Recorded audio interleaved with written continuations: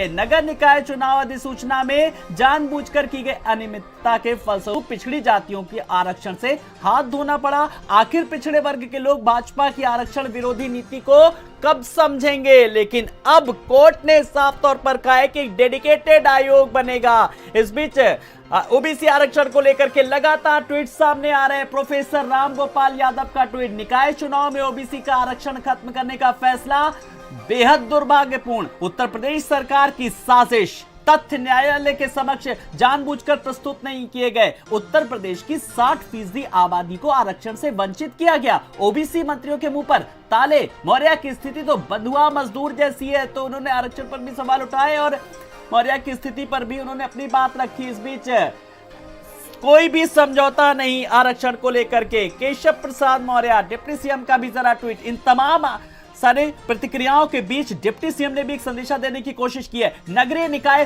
चुनाव के संबंध में माननीय उच्च न्यायालय इलाहाबाद के आदेश का विस्तृत अध्ययन कर विधि विशेषज्ञों से परामर्श के बाद सरकार के स्तर पर अंतिम निर्णय लिया जाएगा, परंतु पिछड़े वर्ग के अधिकारों को लेकर के कोई समझौता नहीं किया जाएगा। संजय सिंह इस बड़ी खबर पर बने हुए हैं। संजय, देखिए, निकाय चुनाव से शुरू हुआ मामला अब आरक्षण तक पहुंच गया। ओबीसी आरक्षण को लेकर के लगातार विपक्षी दल किस तरीके से सवाल उठा रहे हैं, लेकिन डिप्टी सीएम केशव प्रसाद मौर्य ने अपना ट्वीट करा। उन्होंने कहा कोई भी समझौता नहीं किया जाएगा ओबीसी आरक्षण के साथ।